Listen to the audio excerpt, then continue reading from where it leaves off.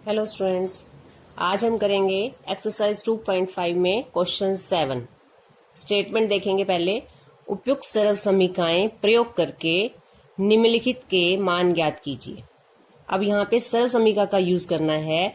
99 का cube power 3, 99 की power 3 या 99 की घात 3, तो आप इसको जैसे मर्जी पढ़ सकते हो।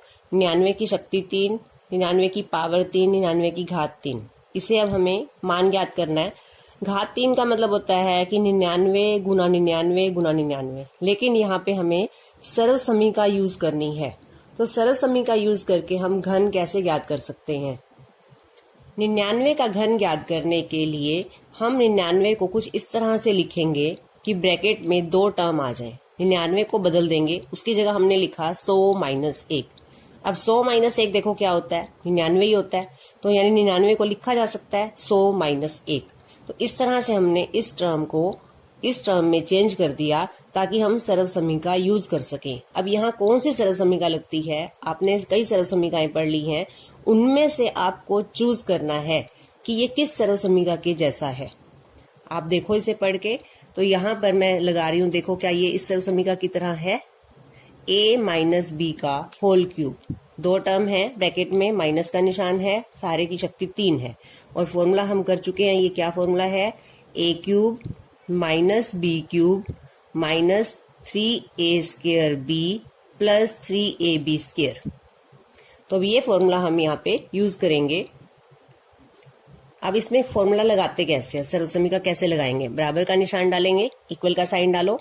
a क्यूब का मतलब है, a किसे कह रहे हैं, पहली पद को, और b किसे कहते हैं, दूसरे पद को। तो पहला पद है यहाँ पर 100 और दूसरा पद है 1।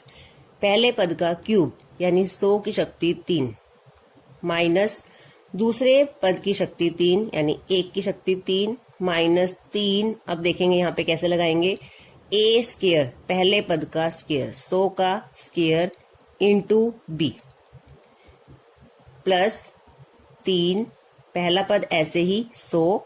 अब दूसरे पद का स्क्वायर लिखना है। एक बार देखेंगे इसे।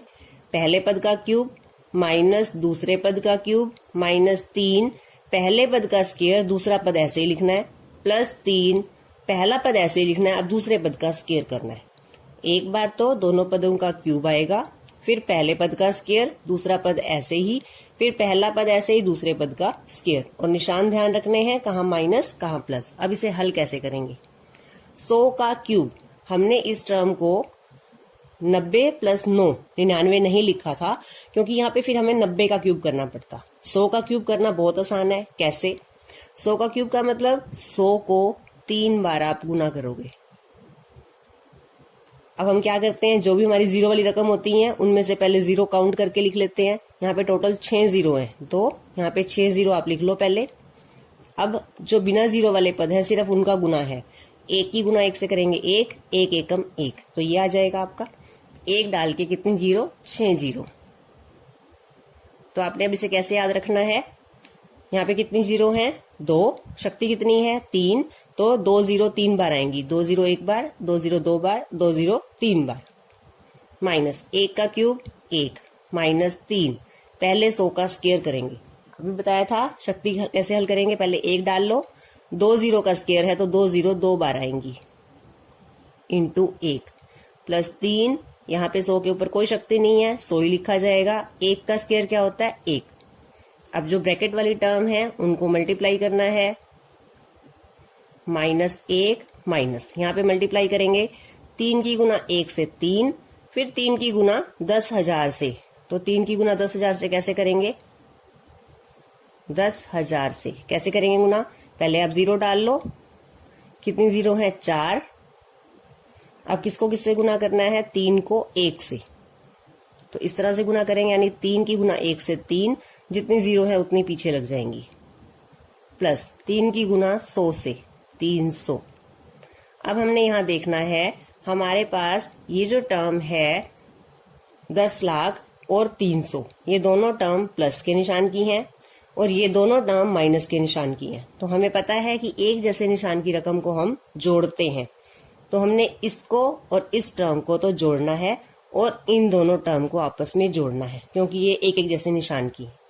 सबसे पहले हम 10 लाख में 300 जोड़ेंगे, तो यहाँ पे आ जाएगा हमारे पास 1 2 3 0 और पीछे वाली 3 0 में 300 जुड़ जाएगा, माइनस ये दोनों जोड़ के ये आ गए।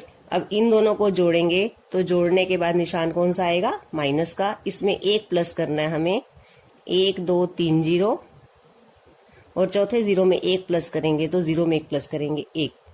अब ये दोनों टर्म अलग अलग निशान की है, इनको हमने घटाना है।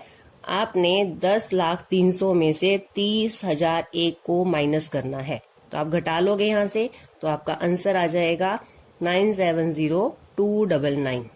आप घटा के देख लेना तो ये आपका आंसर आएगा। तो हमने सरल समीकरण का यूज करके यहाँ पे 99 का घन ज्ञात किया है। सेकंड पार्ट करते हैं, 102 का घन। तो 102 को भी उस तरह से दो टुकड़ों में बांटेंगे, 100 प्लस 2। 100 में 2 जोड़ के 102 आता है, 100 माइनस 2 नहीं आएगा यहाँ पर, 100 प्लस 2 का सारे का घन। अब यहाँ फॉर्मूला क्या लगेगा, a प्लस बी का whole cube, a cube plus b cube plus 3a square b plus 3ab square. अब यहाँ पे फॉर्मूला लगाएंगे, पहले पद का क्यूब 100 का क्यूब प्लस 2 का क्यूब प्लस 3 पहले पद का स्क्वायर, दूसरा पद ऐसे ही प्लस 3, अब पहला पद ऐसे ही दूसरे पद का स्क्वायर। हल करेंगे, 100 का क्यूब हम कर चुके हैं फर्स्ट पार्ट में, क्या आता है 10 लाख, 6 0 2 2 4 और 2 6 प्लस 2 का घन, 2 गुना 2 गुना 2, 2 गुना 2 गुना 2 करेंगे तो क्या आएगा 8 प्लस 3 100 का स्क्वायर करेंगे, 100 का स्क्वायर मतलब एक डाल के 4 0, 100 का स्क्वायर 100 गुना 100 कैसे गुना करेंगे, पहले 4 0 2 0 2 0 4 0, एक की गुना एक से करेंगे तो 1, तो 10,000 इंटू 2 प्लस 3 इंटू 100 ऐसे ही 2 का स्क्वायर करेंगे तो 4। अब जहां ब्रैकेट वाली टर्म्स हैं उनको पहले मल्टीप्लाई करेंगे, ये हो जाएगा 10 लाख प्लस 8 प्लस यहां किसे मल्टीप्लाई करना है, 3 को पहले 2 से, 3 को 2 से गुना करेंगे 6, 6 की गुना 10,000 से करेंगे, 6 की गुना पहले 1 से करेंगे 6 और 4 0 लगाएंगे प्लस 3 की गुना पहले 4 से 12, 12 की गुना 100 से करनी है, पहले 12 की गुना 1 से कर लेंगे 12 और 2 0। सारे टर्म एक जैसे निशान किए हैं, प्लस किए हैं, सबको आप इकट्ठा प्लस कर सकते हो। तो इन सबको जब आप प्लस करोगे तो आपका आंसर आ जाएगा, तो आप इन सबको प्लस करके देख लोगे तो ये आपका आंसर है।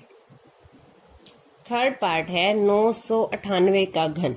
998 के बाद क्या आता है, आपको गिनती आती है सभी बच्चों को, 998, उसके बाद क्या आता है 999 और 999 के बाद क्या आता है 1000, यानी कि 1000 से 2 कम, ये होता है 998। तो हम 998 को लिखेंगे 1000 माइनस 2, इस सारे का क्यूब। अब यहाँ पे सरल समीकरण आपको पता ही है, फर्स्ट पार्ट में लगा चुके हैं हम, a माइनस बी का होल क्यूब क्या होता है, a cube minus b cube minus 3a square b plus 3ab square लगाएंगे यहाँ पर, पहले पद का क्यूब 1000 का क्यूब माइनस दूसरे पद का घन 2 का घन माइनस 3 पहले पद का स्क्वायर इंटू दूसरा पद ऐसे ही प्लस 3 पहला पद ऐसे ही दूसरे पद का स्क्वायर। हल करेंगे इसे। अब इसे थोड़ा ध्यान से हल करोगे क्योंकि यहाँ पर पहले 3 रकम है, 3 0 हैं और उसका आपको घन करना है, यानी 3 0 3 बार, 3 0 एक बार, 3 0 2 बार, 3 0 3 बार, तो टोटल कितनी जीरो बन जाती है आपकी 9 0। तो 1 डालोगे, 1 का घन तो 1 होता है। अब 3 0 की जगह यहाँ पर 3 0 3 बार, तो ये हो गई 1 डाल के 9 0 माइनस 2 का घन 8 माइनस 3 1000 का स्क्वायर। 1000 का स्क्वायर कैसे करेंगे, 1 डाल के, 1 का स्क्वायर क्योंकि 1 होता है, 3 0 को 2 बार, 3 0 3 0, 2 ऐसे ही प्लस 3 इंटू 1000 और 2 का स्क्वायर क्या होता है 4। अब हल करेंगे, पहले मल्टीप्लाई करना है, इसे ऐसे लिखेंगे इस टर्म को 9 0 माइनस 8 माइनस 3 की गुना 2 से करेंगे 6, 6 की गुना 10 लाख से करनी है। 6 की गुना पहले 1 से करेंगे 6 और पीछे 6 जीरो, 3 3 6 प्लस 3 की गुना 4 से 12, 12 की गुना 1000 से करेंगे तो 12 डाल के 3 जीरो। अब आपने फर्स्ट पार्ट की तरह ये टर्म और ये टर्म आपकी प्लस की है तो इन दोनों को पहले प्लस करना है। ये दोनों टर्म एक जैसे निशान किए हैं, इनको भी प्लस करना है, लेकिन ये जो प्लस करके आएगा वो आंसर माइनस का आएगा इन दोनों को प्लस करके। तो पहले यहाँ पे 9 जीरो हैं, उसमें हम 12,000 जोड़ेंगे। 12,000 में देखिए कितने अंक हैं, 1 2 3 4 5, तो 1 2 3 4 5 यहाँ वाले अंकों तक 12,000 प्लस होएगा। इसको आप ऐसे ही लिखोगे 4, यहाँ 12,000 प्लस करेंगे तो यहाँ हो जाएगा 12,000 माइनस 8 को आपने यहाँ जब प्लस करोगे 8 इसके नीचे लिखा जाएगा तो यहाँ पे 1 2 3 4 5 जीरो तो ऐसे आएंगी, और जब इस जीरो के नीचे 8 लिखा होगा तो 8 में जीरो प्लस करेंगे तो 8। अब आपने इन दोनों टर्म को माइनस करना है।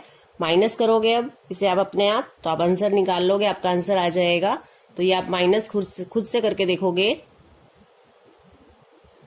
तो ये आपका इसका आंसर है 998 का घन।